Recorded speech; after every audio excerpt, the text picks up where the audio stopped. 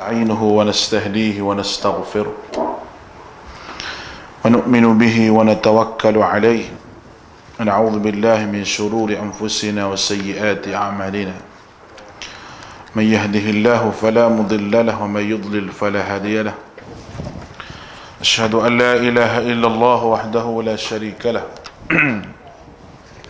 وأشهد أن محمدا عبده ورسوله اللهم صل على محمد وعلى آله وأصحابه ومن تبعهم بإحسان إلى يوم الدين قالوا سبحانك لا علم لنا إلا ما علمتنا إنك أنت العليم الحكيم ولا حول ولا قوة إلا بالله العلي العظيم اللهم فقهنا في الدين وعلمنا التأويل واهدنا إلى سواء السبيل ربنا زدنا علما وارزقنا فهما ربنا افتح بيننا وبين قومنا بالحق وأنت خير الفاتحين. Alhamdulillah, bersyukur pada Allah Subhanahu wa taala dengan limpah kurniaan nikmat daripada Allah kita dapat bersama-sama pada pagi ini.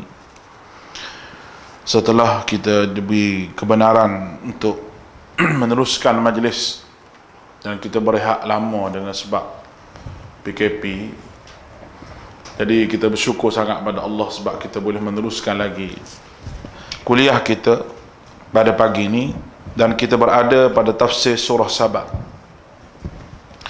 Saya telah huraikan berkenaan dengan ayat yang ke 12 hingga ayat yang ke 13. 1 sampai 12 tu kita telah sebut bagaimana Allah Subhanahu wa taala beri mukjizat kepada Nabi Allah Sulaiman. Allah Ta'ala beri mukjizat kepada Nabi Allah Sulaiman dalam surah Saba ni, iaitu ayat yang ke-12 tu, di Sulaiman ar-rih, dan bagi Sulaiman adalah angin tu, ghuduwuha syahrun wa ghawahuha syahr. Perjalanan dia adalah perjalanan yang waktu pagi sama dengan perjalanan sebulan. Cepat dia tu. Orang berjalan sebulan, dia berjalan sepagi je,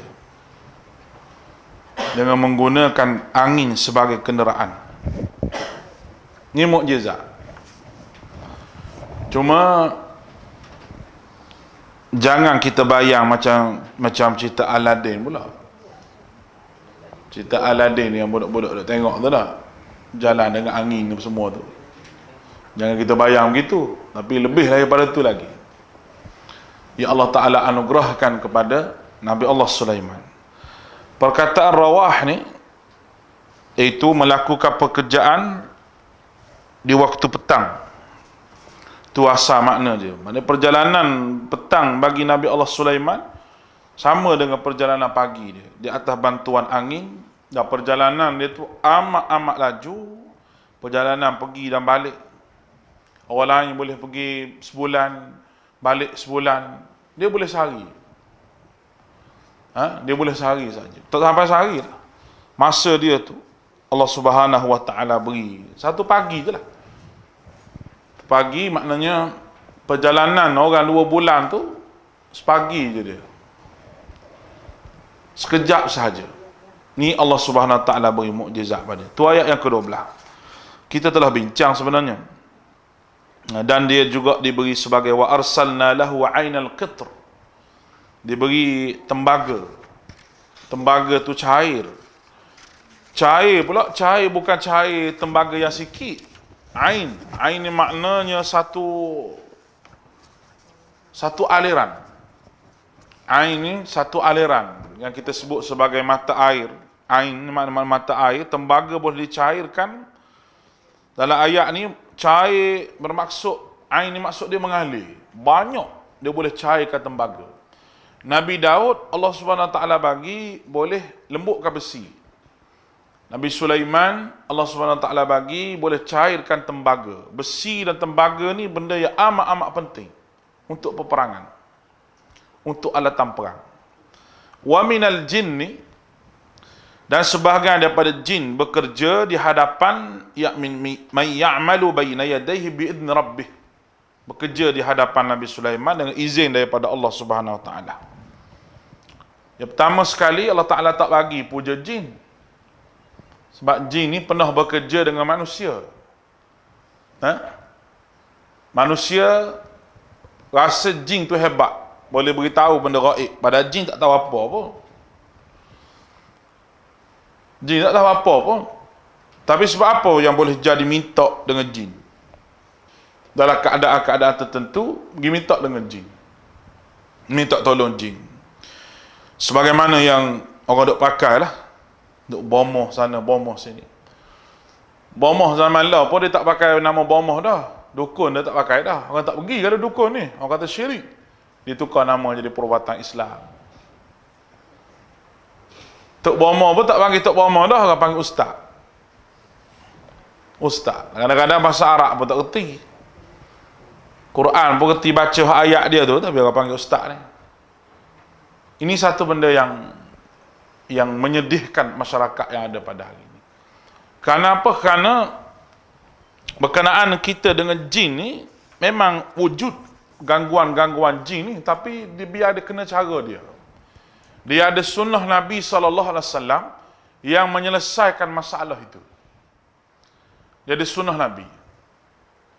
Kalau kita ikut jin dan kena tipu ke jin, lama-lama kita jadi kawan dia, sahabat dia. Bila sahabat dia nak mati susah.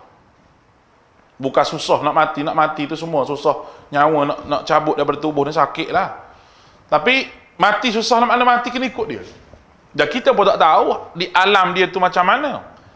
Kadang-kadang dia menjelma jadi seorang lelaki, kadang-kadang dia menjelma jadi seorang yang kita panggil yang baik. Kita tak tahu di alam dia, di kampung jin tu sendiri macam mana keadaan dia. Kita tak tahu. Adakah kita tahu di kampung dia tu? Kampung-kampung jin tu lah. Kita pun tak tahu di mana dah. Kampung Khesik ke? Kampung Berseri ke? Mana kampung jin kita tak tahu. Tapi dia ada perkampungan dia. Perkampungan. Orang duk cerita perkampungan bunian tu. Tak tahu betul ke tak, Allah Alam. Dia tetap ada. Dia tetap ada.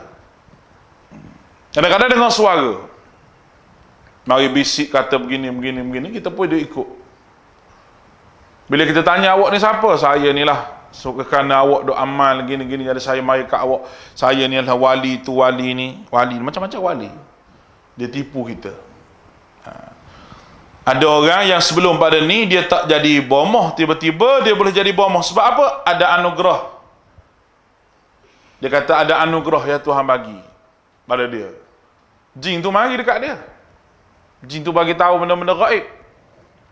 Jin tu buat syarat lah. Boleh saya mari, tapi kena langsir kuning, kain kuning, kapet kuning, mujur gigi dia tak kuning. Hak lain habis kuning semua sekali. Tujuan apa letak color-color begini? Untuk puja jin. Dan dia pun katalah, baca selawat banyak ni, sehari-hari, hari Rabu, malam Khamis ke apa, hadiah lah pada dia. Sepatutnya selawat-selawat semua ni kita kena buat kerana Allah. Tapi kita dah buat kerana dia.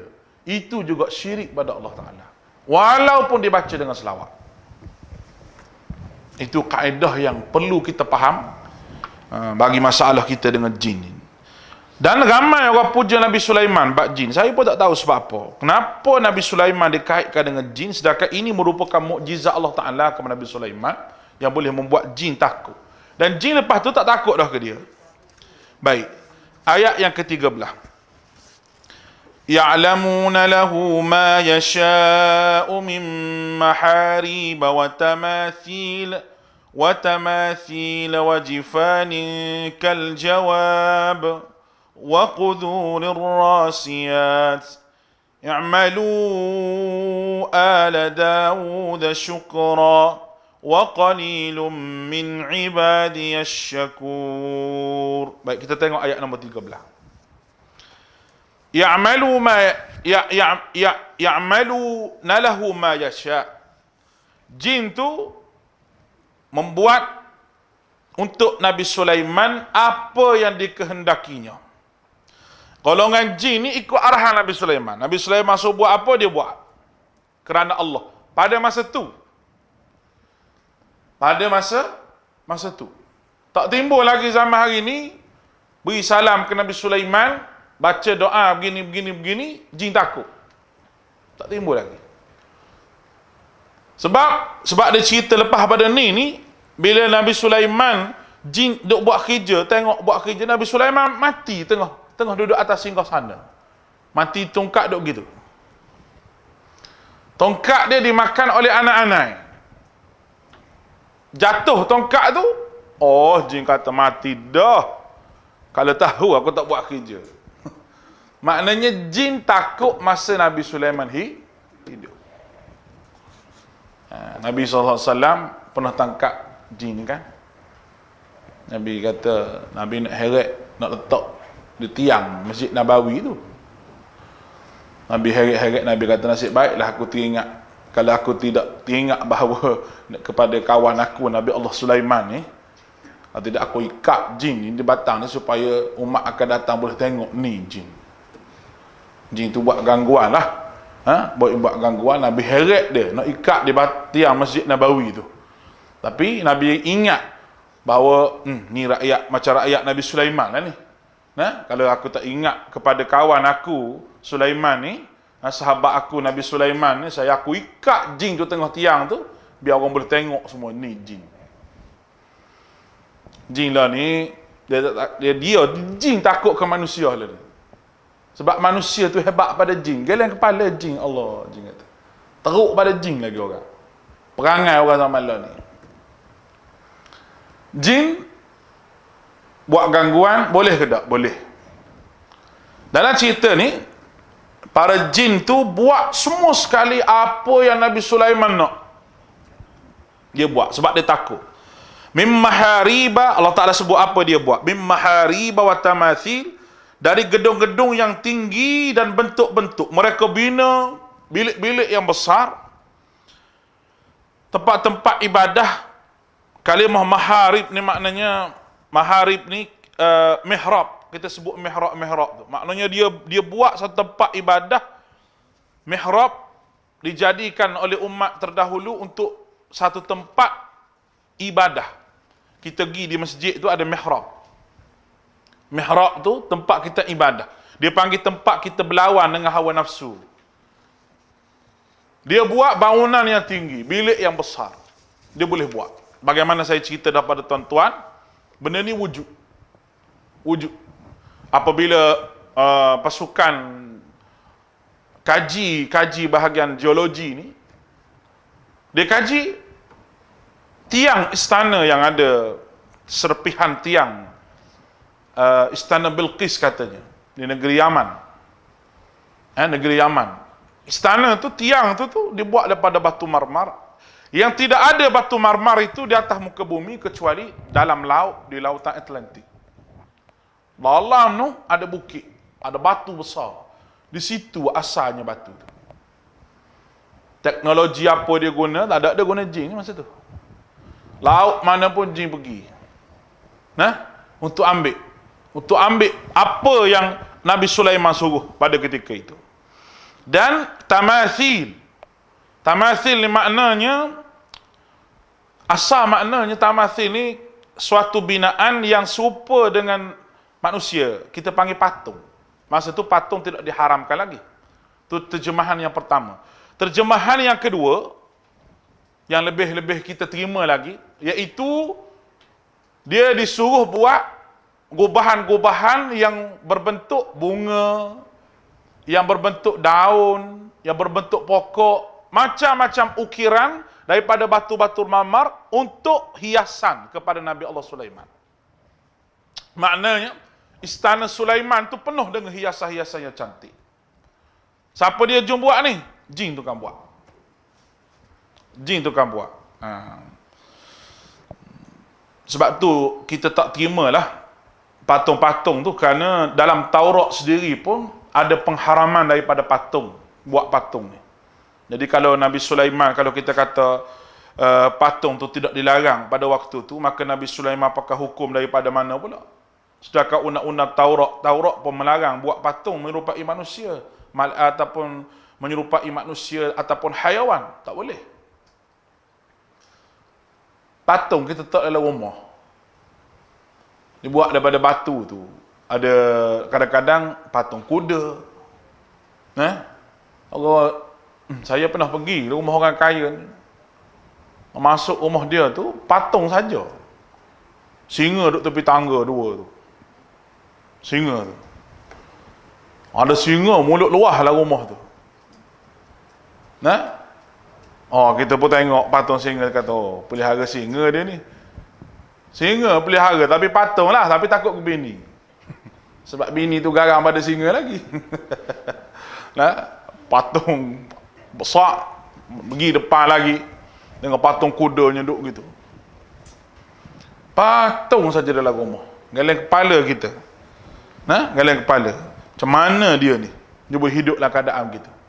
Kadang-kadang letak depan rumah. Depan pintu pagar tu letak patung. Yang menyerupai manusia. Duit ada, awak pergi ke mana kita pun tak tahu. Pergi benda-benda yang tidak ada gunanya. Patung yang dibenarkan iaitu patung yang budak-budak buat main tu. Tu pun dengan kadar umur dia. Umur dia. Kita umur 24, peluk telebel lagi. Rosak sungguh. Dia kata tak boleh, Ustaz, budak-budak apa umur 24? Boleh bagi suami dah. Ada lagi patung dalam rumah. Jadi bel yang besar tu, sebab siapa bagi? Pak Wo dia bagi. Boyfriend dia bagi. Patung apa? Anak kera. Dah, anak kera duduk bagi, duduk situ, duduk bergantung di katil tu. Tak boleh. Tak boleh. Istilah kanak-kanak ni, kanak-kanak yang tidak ada akal lagi dia tu. Dia boleh main. Kalau dia ada akal dah, dia dah boleh fikir dah. Dah kita pula boleh bagi tahu ke dia, patung ni tak boleh. Adik main benda lain lah pula. Main benda-benda lain. Kalau perempuan, beli barang-barang hak masak-masak tu. Kalau lelaki, beli bola ke apa ke. Budak-budak lain ni jarang nak main bola, ada main game yang banyak. Ada main game yang banyak. Zaman lah ni. Maka, besar pun nak pakai patung lagi, tak boleh. Kita kena ambil, kita simpan. Simpan ataupun buang. Ni tak dalam rumah benda-benda begitulah yang menyebabkan malaikat, katanya malaikat rahmat tak masuk, malaikat maut masuk, tak kira patung ke apa. Malaikat maut lah. Rahmat tu tidak ada. Kerana itulah benda yang dilarang oleh agama kita, patung-patung. Jadi budak-budak kecil nak main, tak apa. Baik, tu yang pertama. Lepas daripada tu, berkenaan dengan apa ni kita panggil dalil bina ukiran hak patung tadi tu diharamkan dalam agama ni. Banyak hadis-hadis Nabi sallallahu alaihi wasallam. Contohnya inna asyaddan nas adaban indallah, orang yang paling kerah diazab oleh Allah Taala di hari akhirat adalah tukang gambar. Tukang gambar dia bukan ambil gambar tu sebab dulu negara Saudi ni dia tak benar ambil gambar. Dia guna fatwa bahawa bergambar itu tak boleh. Sampai tahap dia ambil sekerat muka begitu je. Dia tak bagi ambil penuh. Dulu kemudian mari Syekh Muhammad Salih Al-Utsaimin atau Ibn Utsaimin. Kebanyakan orang pakai pendapat dia lah, nampak bergambar ni untuk tujuan tertentu, tak apa dia kata. Dan gambar tu bukan makna kita musawwirat itu, musawwir tu bukan makna ambil gambar, dia kata maknanya ukir. Kalau kita ukir benda-benda tu tak boleh. Benda tu menjadi patung. Itu tak boleh. Itu kata pendapat Syekh Muhammad Salih Al-Utsaimin. Tapi ada lagi orang yang berpegang pendapat bahawa tak boleh ambil gambar. Tak boleh. Kita nak macam mana? Itu pendapat. Itu khilaf. Kalau dia pegang gitu, kita jangan bergambar dengan dia. Jangan bergambar dengan dia. Kalau dia pegang tak boleh ambil gambar, dia kata kerah dia. Tak kerah, dia pegang gitu. Berdasar pada hadis yang kita baca ni. Nak bergambar pun tak boleh. Ada guru saya sampai ke Allah ni, tak boleh ambil gambar dengan dia. Bukan gambar aja ni. Kamera ni buat live ni. Buat live masuk ni kata tak payah ya. Tak payah buat live ya. Kalau nak boleh suara dia je. Suara dia tu tak apa. Kita kira rakam suara je lah kalau nak dengan dia. Bukan seorang lah. Di perbahas hadis ni bukan seorang guru, saya jumpa 2-3 orang Yang mana dia ambil gambar untuk pasport dia, tu je. Tu pun kerana darurat dia kata. Tu pun tobat 13 hari bertobat dengan Allah. Dah rasa macam berdosa sangat. Sebab dia azab oleh Allah Ta'ala. Itu dia rasa begitu.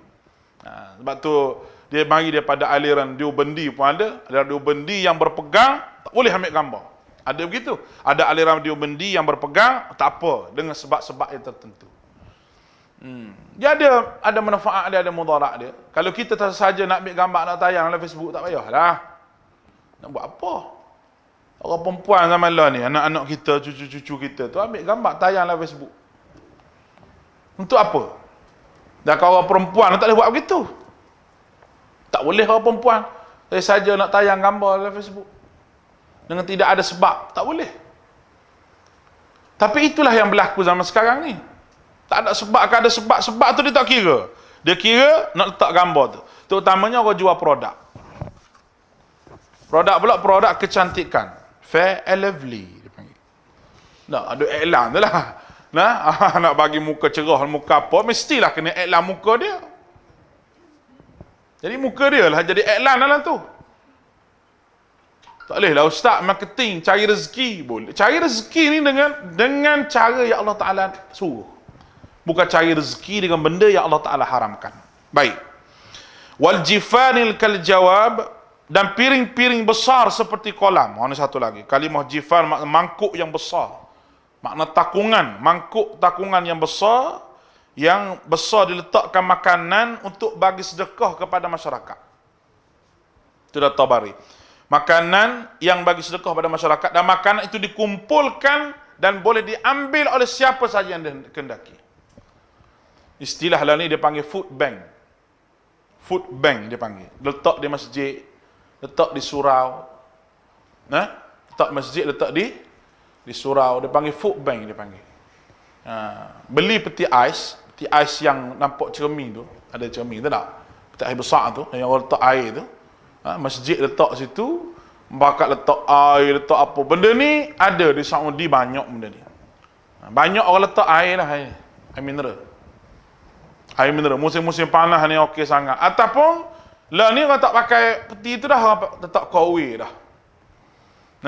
Letak kowe orang boleh minum. Besar pahala ni. Pahala besar.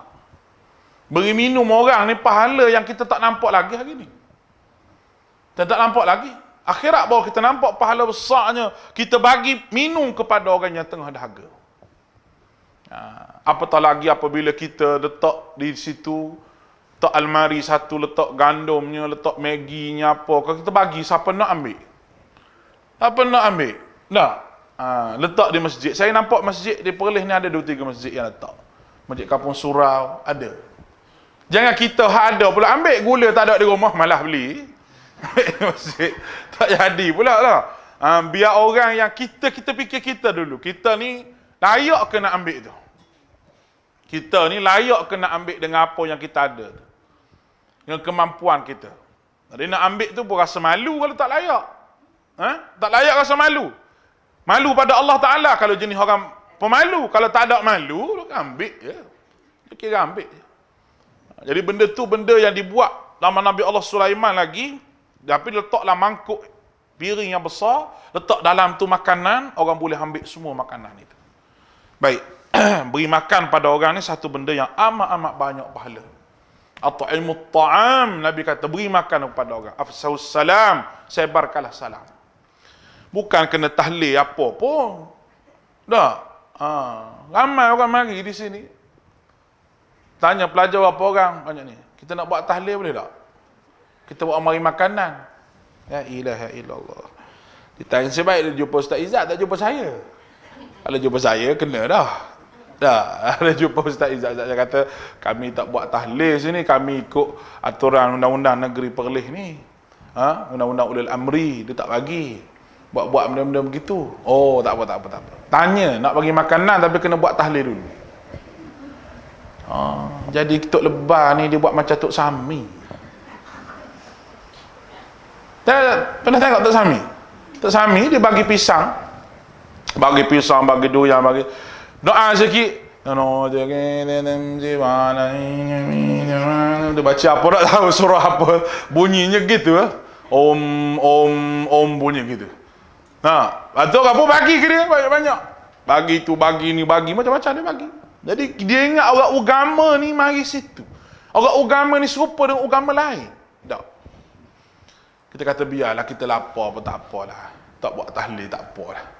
Nak bagi makan, makan. Tak bagi makan, sudah tak apa. Orang Melayu ni tu bahasa tak sedap, bahasa tak sudah.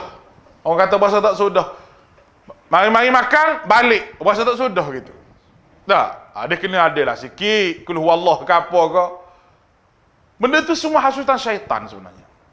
Sedangkan Nabi kata at'imut ta'am, bagi makan pada orang cukup. Dan Nabi aja doa apabila kita orang beri makan pada kita. Contoh kawan-kawan kita ke siapa ke.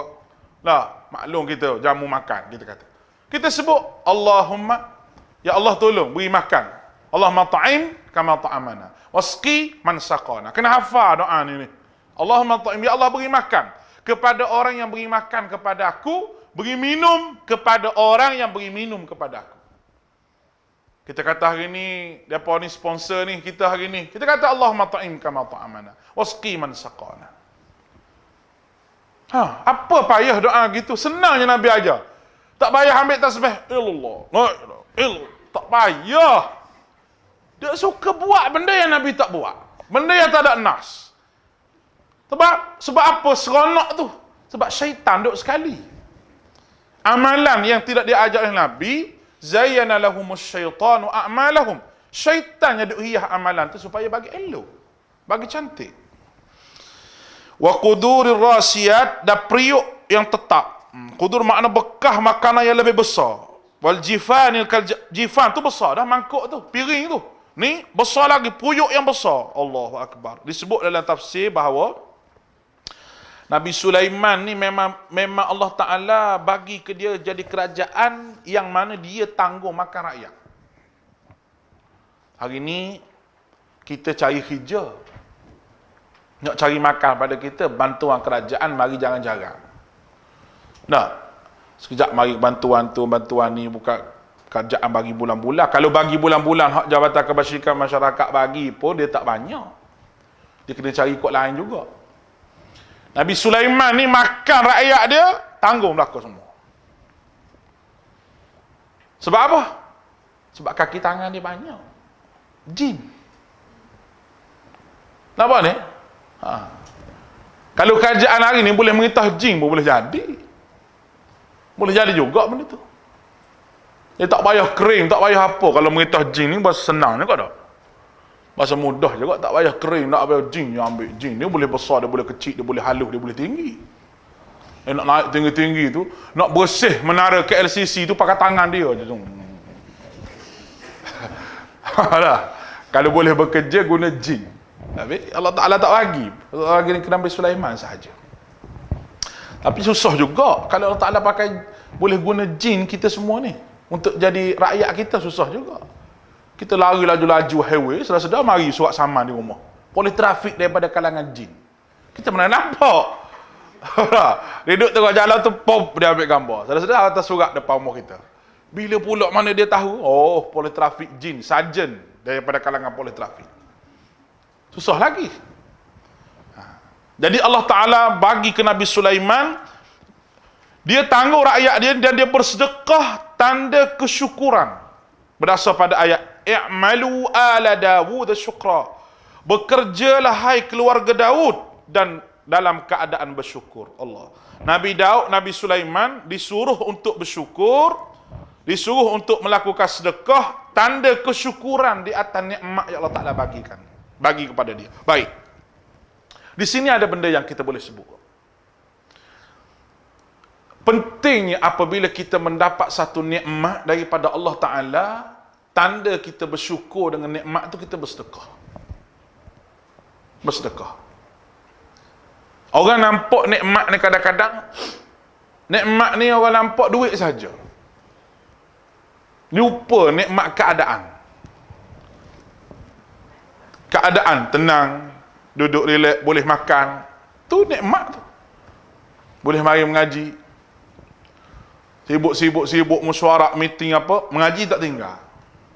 Sibuk duk jaga cucu, jaga apa, mengaji tak tinggal. Nah, Sebab ada juga orang yang jenis, lah cucu ramai, pakai tak mengaji, jaga cucu tu, duk jaga cucu ni, duk jaga cucu ni, cucu duk keluar setahun sekali. Kadang-kadang setahun tu 2 kali dah. Dia tak orang ni kerja jaga cucu.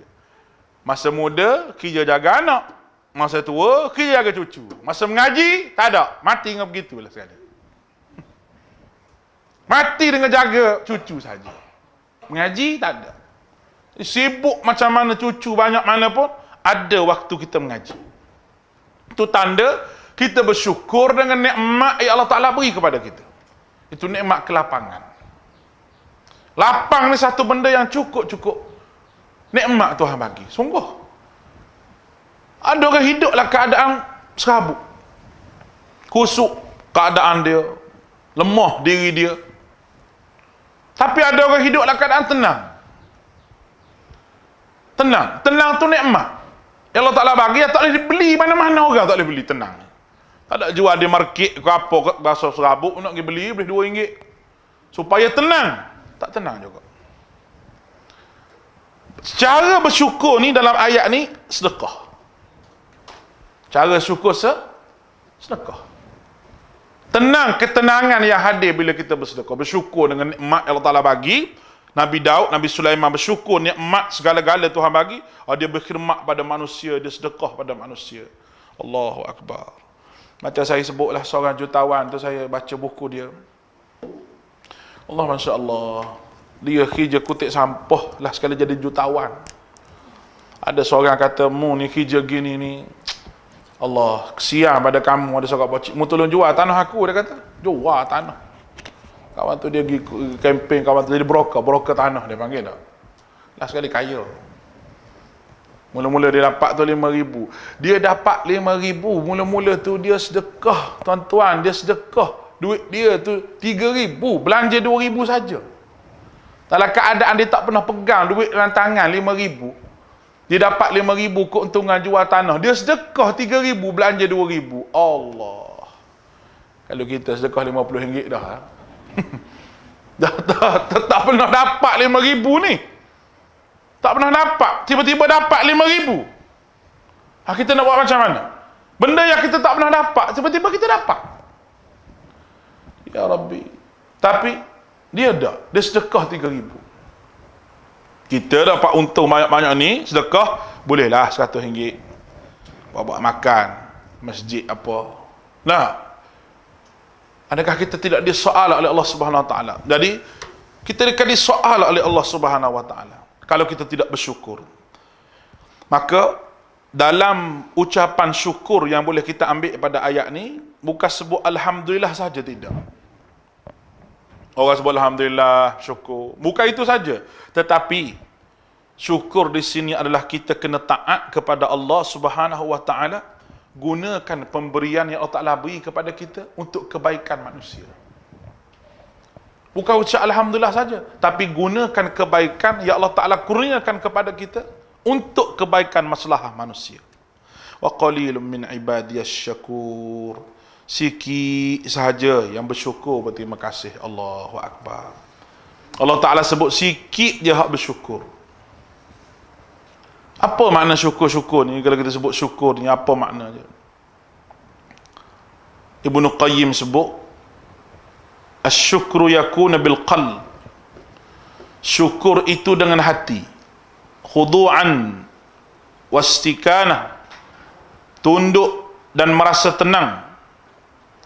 Syukur itu dengan lisan, iaitu memuji Allah.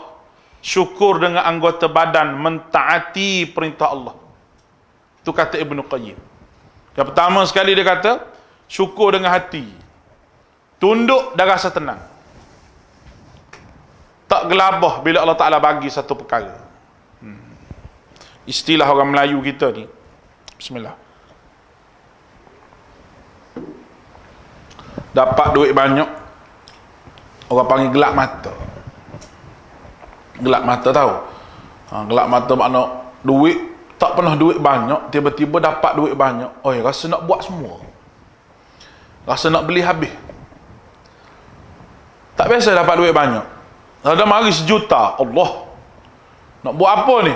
Oh, buat dalam fikiran ni. Kadang-kadang tu duit tak boleh lagi tapi habis dah.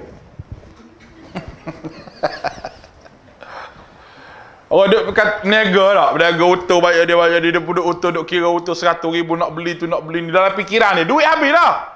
Untung tak nampak lagi. Khayalan, orang panggil khayalan. Teruk penyakit ni, penyakit khayalan ni teruk. Biar dapat dulu, baru fikir nak buat apa. Orang beriman, dia sentiasa fikir, dia nak buat taat pada Allah Ta'ala, walaupun sejauh mana kekayaan yang Allah Ta'ala bagi pada dia. Adakah kita tidak mahu jadi kaya? Semua kalau saya tanya dalam ni nak jadi kaya. Nak jadi kaya. Tapi yang sahabat-sahabat takut apabila kekayaan itu mencengkam hati kita yang menyebabkan kita tak nampak Allah Ta'ala. Sebab contoh dah ada dah. Qarun, Fir'aun dan beberapa ulama-ulama daripada Bani Israel. Mereka rela hidup senang dan mereka menjual agama mereka. Ini teruk. Dan kebanyakannya jadi gitu. Sebab apa kebanyakan jadi gitu? Sebab ayat ni, wa qalilum min ibadiyas syakur. Sikit hamba aku hak bersyukur. Sikit lawan dia apa? Banyak. Maknanya banyak tidak bersyukur. Banyak kaya yang tidak bersyukur. Banyak miskin yang tidak sabar. Banyak miskin yang tidak sabar. Sepatutnya kesabaran perlu ada apabila kita susah. Nabi kita Muhammad SAW mengajar kita duduk di antara kedua-dua ni dengan minta kepada Allah supaya Tuhan cukupkan keperluan hidup kita. Saya selalu sebut cukup. Aku boleh makan, kita boleh makan. Aku boleh tidur, kita boleh tidur. Kalau nak cari lebih pun untuk bersedekah. Kalau nak berniaga pun untuk bersedekah. Bukan untuk bagi makan kita, nak apa lagi? Ada segala-galanya dah. Berniaga pun untuk apa? Untuk bagi sedekah pada orang. Untuk bagi makan pada orang. Untuk buat jamuan pada orang. Untuk buat ni macam-macam. Kalau kaya pun. Ni tak duk fikir situ. Muda sampai ketua duk fikir tu. Duk fikir untung rugi. Beritahu ke anak, kita tengok tanah kebun, ada kebun sikit tu. Kita tengoklah berapa boleh kutip harum manis ke tak. Bukan orang kampung, dia tempat lain ni. Tak, kalau kata pergi kutip harum manis tu, ayah nak buat sedekah sikit ni. Ayah makan pun cukup. Dah duit ni pun tak habis dah nak makan. Nak pencen tu, tanam harum manis ni bukan apa tu, untuk sedekah. Allah banyaknya pahala. Jual tu sedekah. Tanam tu kan untuk sedekah. Bukan tanam tu makan, nak makan apa? Allah Akbar. Kecil manis nak makan nasi banyak mana? Darah tinggi nak makan garam banyak mana? Tak ada boleh makan apa dah. Saya hari ni hidup pun tak boleh makan banyak dah. Kalau tu tak boleh makan, ni tak boleh makan banyak perkara. Kalau ikut doktor tu pening dengar. Oh ni tak boleh, tu tak boleh apa. Kata minum air sejuk saja hidup ni. Kalau ikut doktor dah, banyak tak nikmat Tuhan tarik tu banyak sangat. Tu saya sendirilah. Nak apa lagi? Nak makan nasi sampai 10 sehari. Hoi. Beli hantu raya ke apa kita? Nak makan ayam sampai 2 ekor sehari. Tak pernah sabar. Tak makan ayam dah kita lah ni. Tak makan ikan. Ikan pun kata menung. Ikan jaket apa tak boleh makan, gatal. Betul tak? Ikan tongkol pun tak boleh makan. Semua tu tak boleh makan. Menyakit kulit belakang dia kata. Allah, nak makan ikan kering tu pun bercakap lebih pada apa lagi. Hari-hari dia makan ikan perkasan, ikan kering. Ikan perkasan, ikan kering. Nak lebih lagi dunia ni, la haula wala quwata illa billah. Sebab tu Allah Ta'ala kata qalil min ibadiyas syakur. Kita kena jadi orang bersyukur sangat dengan Allah. Jatah apa yang Tuhan bagi pada kita. Ketenangan yang ada apabila kita bersyukur pada Allah. Saya cerita dalam khutbah Jumaat kemarin. Kalau orang perempuan tak dengar lah Jumaat, dia tak pergi dah. Nabi Ayub, isteri dia minta lah dengan Allah. Minta dengan Allah supaya supaya kamu sembuh penyakit ni, boleh tahan sikit. Allah. Ayub jawab mudah. Mudah Nabi Ayub jawab. Dia kata, aku nak bersyukur dengan Allah Ta'ala kerana aku diberi nikmat yang banyak sebelum daripada ni. Memang belum pada tu dia kaya. Binatang ternakan dia paling banyak, harta dia paling banyak, dia boleh sedekah bagi makan pada orang. Bila dia sakit, dia tak ada apa pun. Dia tak ada apa pun, habis segala-gala. Anak-anak dia pergi, orang pun tak dekat dengan dia sebab penyakit kulit yang dia hadapi. Tapi wa ayyuba idh nada rabbahu inni massani ad-durr wa anta arhamur rahimin. Dia kata, kau beri kesusahan padaku, tapi engkau ni ya Allah arhamur rahimin. Engkau arhamur rahimin, rahmatnya Tuhan, kasihnya Tuhan. Makna bagi sakit pada aku ni pun kasih kamu pada aku. Tingginya iman dia pada Allah Ta'ala. Tak minta sembuh. Tak apalah tak sembuh pun. Kalau penyakit ni Tuhan redha, Tuhan suka, tak apalah. Dapat last sekali isteri pun lari. Suruh orang lain jaga, tak tahan. Tapi kita dah. Kita hidup atas muka dunia ni, kita nak apa pun tak tahulah. Pagi-pagi celak mata tu fikir, makan mana kita ni? Cik kandak market kata relax, makan boleh hayar habis 2 ketul, dah. Balik rumah relax, buka surat khabar pula, buka Facebook pula, tengok cerita apa pula lagi ni. Tengok cerita, dia kata apa dia cerita ni. Saham, kalau hak saham naik tak naik. Kalau hak menega macam mana menega. Orang tak kata mari Sabtu kita pergi dengar kuliah lah. Saya bukan tak boleh pergi tapi sakit lutut. Sakit lutut.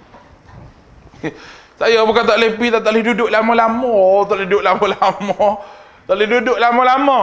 Mengaji tak boleh duduk lama-lama, tak boleh. Apa yang pergi meraung siapa al-ustaz mana boleh pergi. Lutut pun tak sakit dah. Nah, itu manusia yang ada pada hari ini, Allah. Dengan Allah banyaknya alasan. Dengan Allah nak bangun sembahyang tengah malam, sakit kepala. Sakit tak boleh, saya tak boleh ustaz bangun sembahyang tengah malam. Bangun tengah malam je sakit kepala. Bangun tengah malam je sakit kepala. Biar mati kerana sakit kepala lah. Daripada mati sihat tapi tak jadi hamba Allah. Tak apalah sakit kepala pun mati pergi. Manusia tak fikir siapa tahap nak bersyukur dengan Allah Ta'ala. Ya Allah, kalau Allah Ta'ala tak bagi nikmat kepada kita macam mana? Saya selalu sebut, kalau kita bangun pagi-pagi, nak bercakap tak boleh. Allah na'udzubillah. Nak buat macam mana? Bangun mata pagi, tak boleh cakap. Bini kata, kenapa bang? Tak ada suara. Kita rasa Allah nikmat tak ada dah. Nikmat bercakap, nak menyembang pun tak boleh. Kerana tak boleh bercakap. Pergi cari hospital paling pakar mana pun, cek apa semua ni. Doktor kata tak ada apa ni. Peti suara pun okey. Tak boleh bercakap. Pergi pula jumpa ustaz ni, ruqyah tu ruqyah. Satu benda yang Tuhan tarik pada kita. Suara. Kita rasa gelisah dah. Kita tidak sedar. Belum pada kita mati tu, Allah Ta'ala beri kurniaan yang nikmat yang banyak kepada kita. Sebenarnya nikmat itu ditarik perlahan demi perlahan daripada kita. Kalau saya lah, orang lain saya tak tahu. Saya zaman dulu saya boleh berjalan kata-kata. Zaman mengaji dulu bawa air banyak ni, boleh berjalan sini ke Islah ni boleh pergi. Jalan. Bawa situ, duduk sini pergi situ. Mana hari ni kelas kita ni jauh juga nak pergi rumah masa tu ngaji dengan Syekh, jauh. Pagi-pagi kena pergi, petang balik. Jauh, jalan. Lain ni tak boleh jalan, semput. Sakit lutut. Nikmat tu sikit Tuhan tarik. Tuan-tuan apa sama rasanya. Nikmat makin ditarik. Last sekali nyawa kena tarik. Bangun sehari lengah sini, esok lengah sini, lusa lengah sini. Selengah tak ada buat apa, ustaz letih. Letih. Dulu ada tak kita? Tak ada. Dulu duduk buat bendang. Duduk gitu, tunduk tak apa, duduk cucuk dalam tu. Anak benih tu tak? Tak sakit apa. Bangun minum air ketum sejak 1 jam. Relax lah. Tak ada apa, ustaz sihat. Lalu ni boleh buat begitu? Tak boleh. Nak ambil sampah nak sapuh tu pun sakit sini. Bererti nikmat semakin ditarik. Tapi kita tak sedar bahawa itu nikmat. Kerana ni qalilun min ibadiyas syakur, sikit hamba-Ku yang bersyukur. Ayat last kita, ayat nombor 14 ni. Sekarang Allah Ta'ala jawab berkenaan dengan syubhah. Syubhah ni makna keraguan tentang jin yang saya sebut tadi. Kerana manusia sangka jin boleh tahu benda gaib. Allah Ta'ala nak bagi tahu bahawa jin tak tahu benda gaib. Falamma qadaina alaihi al-maut, ini cerita, maka tatkala kami menetapkan kematian bagi Sulaiman, yang saya sebut tadi lah, Allah Ta'ala tetap mati Nabi Sulaiman, madallahum ala mautih, tidak ada yang menunjukkan kepada mereka kematiannya itu. Para jin yang bekerja tu, dia tak tahu Nabi Sulaiman tu mati. Madallahum, tak ada dalil. Biasa kalau orang mati, mayat dia busuk, betul tak? Tapi jasad Nabi-Nabi dijaga oleh Allah Ta'ala, tak hancur.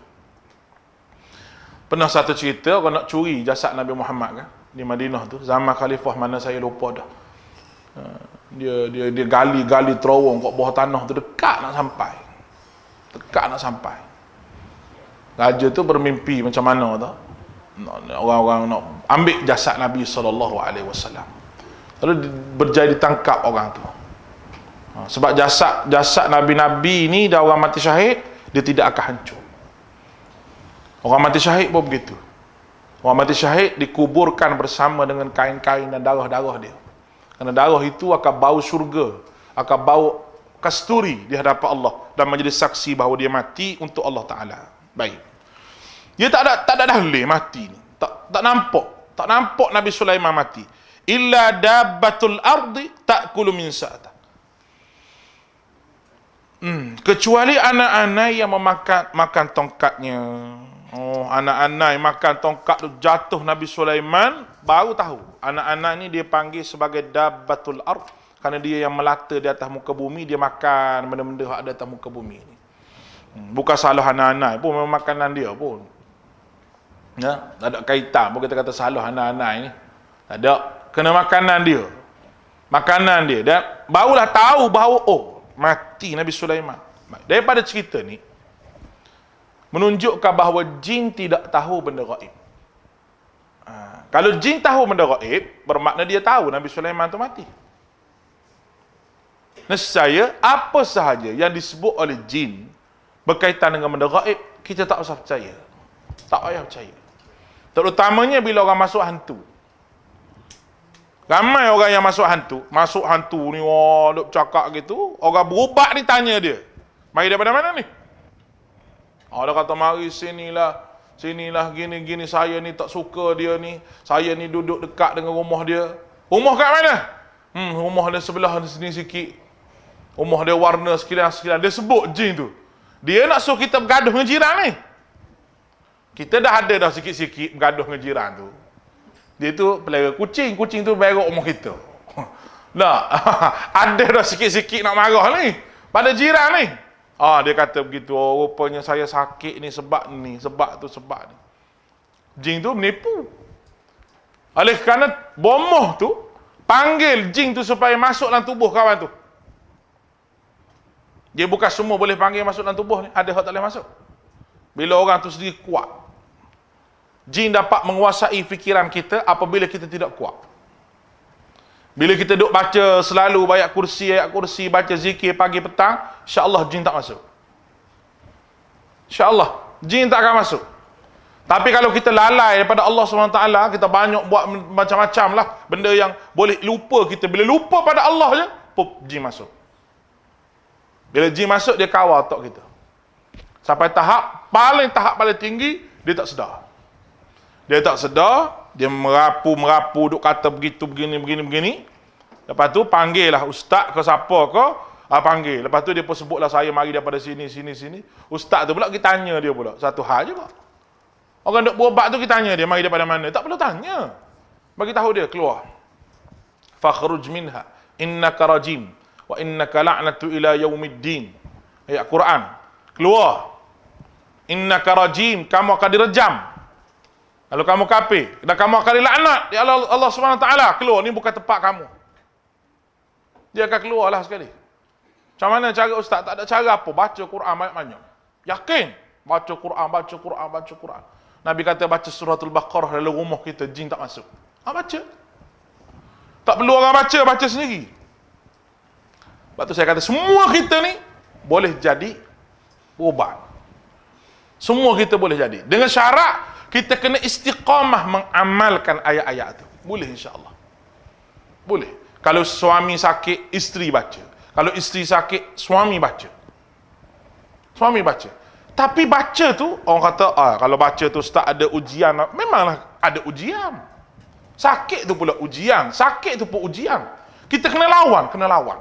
Kekuatan tu ada pada kita. Sebab kita hebat lagi daripada jin-jin yang ada. Boleh faham ni?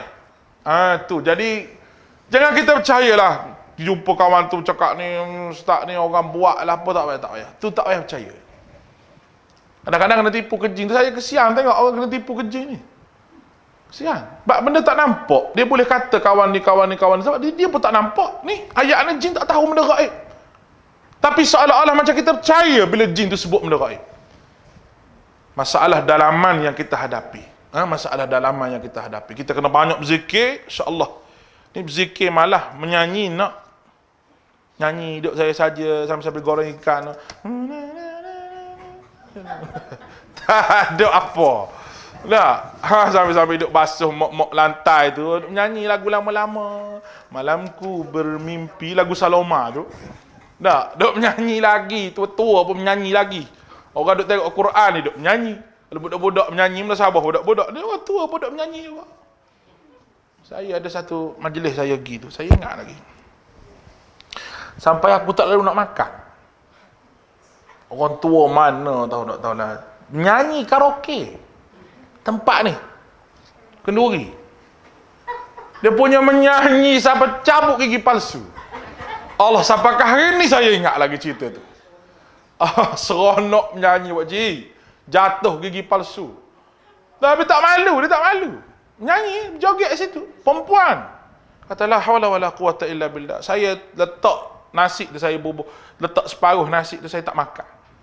Maka kata kena balik, ni bukan dia ni. Saya kata tahu tuan rumah minta maaf lah, kata saya ada kerja. Tipu lah sikit. Ada kerja. Tak sempat nak makan, tak sempat ni kata ada orang accident. Tak ada apa pun. Tapi aku benci remok cik tu duduk menyanyi. Dah lah suara, ya Allah. Suara macam kereta duduk dalam bendang. Wah, gitu. Nak menyanyi lagi lah. Hawla wala quwwata illa billah. Punya syok menyanyi lah. Punya syoknya menyanyi. Tapi baca Quran, tak lagi. Mengantuk lalu baca Quran. Buka Quran sikit je, Allah. Berair mata, sakit mata lah, apalah. Buka TV, tengok cerita Korea lah apa. Tak apa. Cerita Hindustan ke apa, tak apa. Cerah mata-mata sampai pagi pun tak apa. Buka Quran, habis. Buka kitab, habis.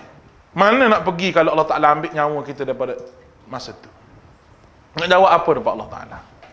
Akhirnya saya tutup dengan ayat Allah, wattaqu yawman turja'una fihi ila Allah. Itu adalah surah lain. Takutlah kamu hari yang kamu dibawa balik berjumpa dengan Allah. Belum bawa balik tu kena mati dulu berjumpa Allah Ta'ala. Mudah-mudahan diberkati Allah pagi ni. Kita berhenti setakat tu lah. Mudah-mudahan Allah Ta'ala berkati kita. Jadi minggu depan dan minggu depan seterusnya tu adalah insya-Allah. Dan saya nak buat pengumuman lah. Mana-mana tuan-tuan yang nak wakaf kepada pembangunan kita ni, kita nak buat bangunan depan ni. Depan dekat garaj ni. Plan dia tu ada depan tu, saya tunjuk. Atas meja tu saya letak plan nak buat. Lebih kurang harga 360,000. 2 tingkat. Sebab tahun depan ni kita nak ambil pelajar-pelajar baru. Jadi pelajar-pelajar ni dah ada ni dengan kapasiti yang dia ni penuh penuh sekolah kita ni. Jadi kalau nak ambil, kita nak ambil tahun depan tu dia lagi jadi penuh. Jadi kita terpaksa buat bangunan. Jadi dalam masa 3 bulan saya ni kena pulun sungguh-sungguh cari duit ni. Cari duit. Habis menteri saya hantar surat. Habis orang saya minta, bukan minta apa dak, minta supaya nak memudahkan urusan kita. Memudahkan urusan kita. Mana-mana tuan-tuan ada kawan-kawan ke apa, kau nak bagi apa sikit sebanyak, kita pakat bantu, dan inilah amal jariah kita yang berpanjangan sebelum pada kita mati. Dan saya nak mulakan buka Mahat Tahfiz ni dengan duit saya sendiri. Mula sekali. Saya tak minta bantuan siapa-siapa lagi. Dengan duit saya sendiri. Sebab saya fikir bahawa ini juga jariah saya kalau saya tidak ada. Kemudian adalah kawan bagi sikit, kawan ni bagi sikit, ramai-ramai pakat bagi. Bukan kita ni, bukan ni nak minta hak orang. Tidak. Lagi mana ada hak kita, kita pakai hak kita. Dan orang kata, kita nak ambil gaji ke apa, tak ada. Saya 1 sen pun tak ada gaji sini. Tak ada gaji apa. Memang saya bagi gaji Ustaz Izzat adalah sebab dia pengurusan di sini. Ustaz-ustaz lain semua adalah sebab dia tolong bantu kita. Saya sendiri saya tak mau ambil apa lagi sehingga sudah semua bangunan ni dulu. Kita buat pasal sudah dulu, lepas tu tak apalah kita fikir kemudian. Hak nak makan tu ada lagi. Alhamdulillah perut pun taklah kurus sangatlah. Dah boleh lah tara ni makan setengah pinggan pun lega dah. Nak makan apa banyak-banyak lah. Alhamdulillah. Jadi tuan-tuan pakat-pakat support. Nak tengok plan dia tu ada depan atas meja tu. Jadi mudah-mudahan dia berkati Allah Subhanahu Wa Taala. Wassallallahu ala Muhammadin wa ala washabihi ajma'in. Wassalamualaikum warahmatullahi